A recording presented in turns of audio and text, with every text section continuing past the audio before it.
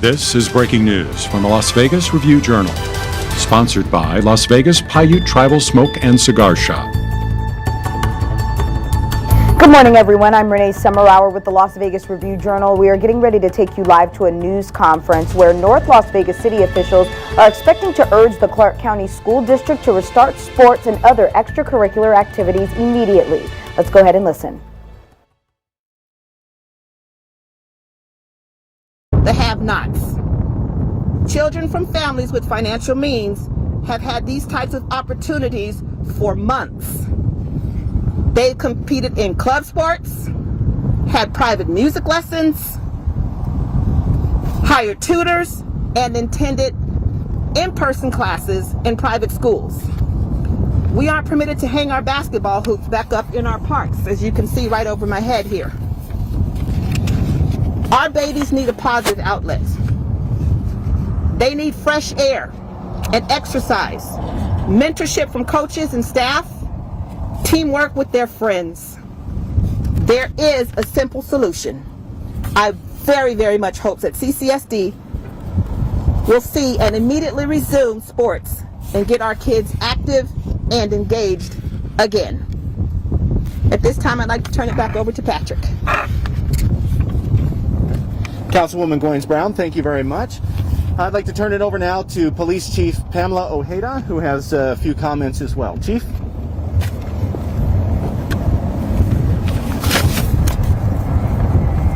Good morning, everybody.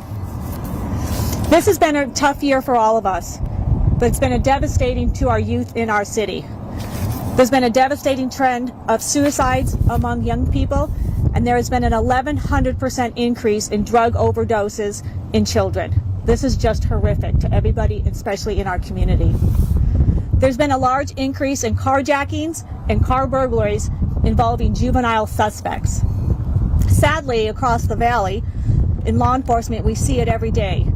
When there's no school, no sports, and no activities, these kids have a lot of time on their hands, and that leads to making bad decisions on their part. If we don't intervene and change the course through our region, sadly, my colleagues in law enforcement and I will see these kids again. Unfortunately, won't be out on the sports field, but it'll be in handcuffs headed to jail.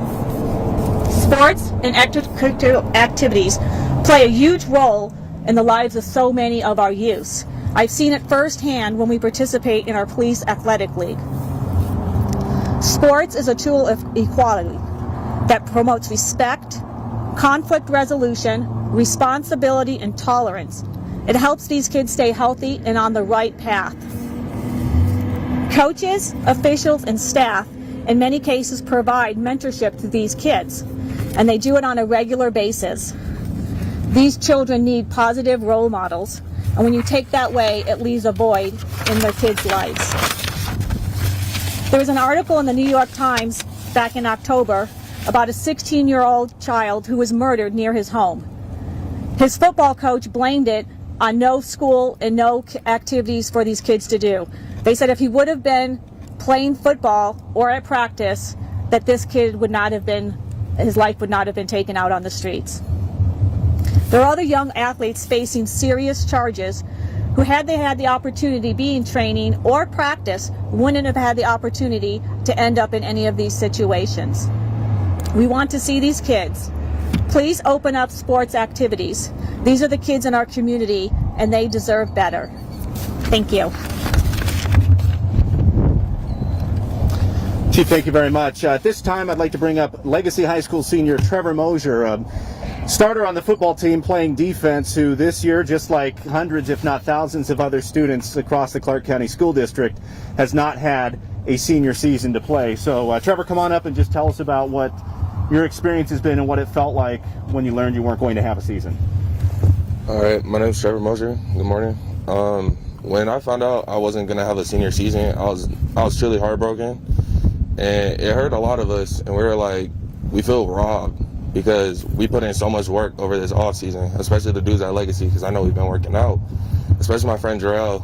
Last year was going to be his first year playing on varsity as a junior, but he tore his ACL, so he didn't get the chance to get any varsity film.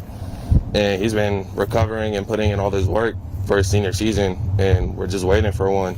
And if he doesn't have a senior season, he possibly might never ever get to play football again or earn a football scholarship to play in college. That's always been a lifelong dream of his. Even for me, I mean, I landed in Southern Utah, but this whole COVID thing messed up a lot of offers for me. I was talking to the University of Texas, and unfortunately it did not fall through. So I settled for less, but I'm still gonna work through it.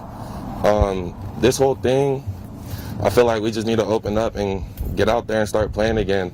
We can all do it safely. Like, the kids are mature enough to know how to social distance, stay apart. Like, we really want this, even if it's just one game. Like, I just want to get out there and play and give it my all and showcase what I've done to, like, everybody out there. I know there's tons of kids out there wanting to get scholarships too. Like, I have friends at Vegas that are going to D3s when they have D1 talent. I mean, we need that opportunity to showcase our skills and just get out there and play as a team and show everyone what we got. Trevor, I appreciate it. Thank you so much. Finally, I want to bring up our city manager, Ryan Juden, who has a few comments as well. Ryan, come on up. First, I want to thank you all for being here today. I think we decided a few weeks ago that we needed to add our voice as a city to the challenges that our children are facing. This is not inconsistent with what we've done the entire school year. As Councilwoman Brown talked about, we opened a school. It's been safely opening. The kids have been healthy. But we knew that this was something else we needed to talk about, is getting the kids back into extracurricular activities. I want to thank those that spoke before me. There's not a whole lot to add to what they said. They did a tremendous job of outlining the key points.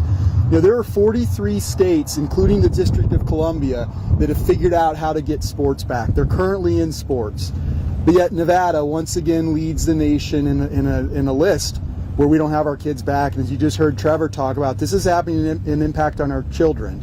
And as you can see behind us with the basketball hoops that are not up, if you go to a private school, if you belong to a private sports club, if you have resources and you're privileged, your basketball hoops are up. They're not down. So we applaud the governor for starting to open up some of our contact sports within the state of Nevada, but more needs to be done in the name of equity. We need our children, most of who get the opportunity to showcase their skills on the court in school, in public schools. And as a product of public schools, as a student athlete, there were lots of times that I made the grade because that's the only way I could get on the field. And that's something that our kids don't have right now. It's a very important part of academics that we've built into this network that we use to try and educate and teach our children. And so I'm thankful that we're hearing today the school district is going to make some announcements at 1 o'clock. We will support a program that is not opening schools in name only, that's not putting kids in sports in name only, but something that actually opens up our schools for our children, opens up our fields and our courts for our children. We wholeheartedly support that. What we've seen is a lot of finger pointing from trustees that point to the superintendent and say that this is his problem. And the superintendent and his team who have put forth multiple plans on how to open things. It's time to quit pointing fingers. It's easy to point fingers about how they should open it, but then you also see on those same agendas conversation about his employment and his contract. What we see happening at CCSD is all too clear, even though we don't see it in the public daylight. It's important for the trustees to do the right thing and make sure that these assets that have been paid for by ratepayers, by taxpayers, are open for their intended use.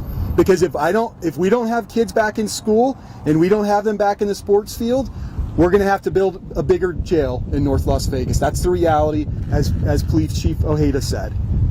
That this is something that we need to do, and I can't stress enough that this is an equitable thing. It's fine that those that have lobbies, those that have parents that are connected are able to make sure sports are started for their kids, but what about all the other kids?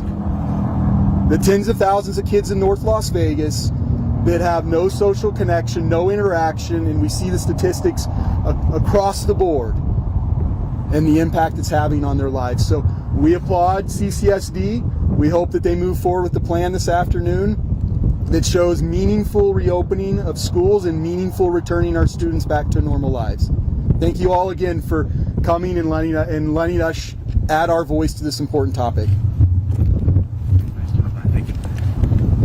Okay, Ryan, thank you very much. At this time, we'll open things up for a brief Q&A, and then we can facilitate one-on-ones afterwards as well. So if you guys want to if we want to take a couple of questions now, we have our folks available. Is the city of North Las Vegas urging any other cities within the valley to sort of take the same stance and sort of encouraging them to encourage the district to reopen? Yeah, that's a great question. Sometime by its very definition, leadership is a lonely place. We knew that going out on this, that this is something that we've heard from the other cities, and we are working with them. In fact, our park directors have a phone call, I think it's right after lunch today, talking about this very issue with our basketball hoops. There is coordination with other jurisdictions. We know that county is very concerned about this as well as we are. We worked to start SNUMA with Clark County, and we know that they share the same concerns, and we expect that they'll continue to support our efforts and join their voice with ours. Any other questions for the group, or just one-on-ones? Sounds like one-on-one, so we appreciate again all of you coming out, and I'll catch up with all of you before we leave. But again, thank you for coming out this morning. You just heard from North Las Vegas officials urging the Clark County School District to restart school and other extracurricular activities. City managers and even law enforcement were talking about privilege and the law, and how law officials are saying the devastating trend of suicides. They said about an 1,100 increase in drug overdoses in children, and as we've heard earlier this week, a 30% increases on carjackings and burglaries, and 50% of those suspects are juveniles. They are stressing the importance of representing those students who aren't privileged, who don't go to charter or private schools, and are able to continue their academics along with sports. They are talking about all of the other kids in the CCSD district and want school officials to make sure that they're not only opening up schools, but that they are opening up sports. They're saying that the youth is at risk, and if that they don't do this, then they should just go ahead and build a larger jail, as they are seeing a lot of kids go down a very dangerous road without those extracurricular activities.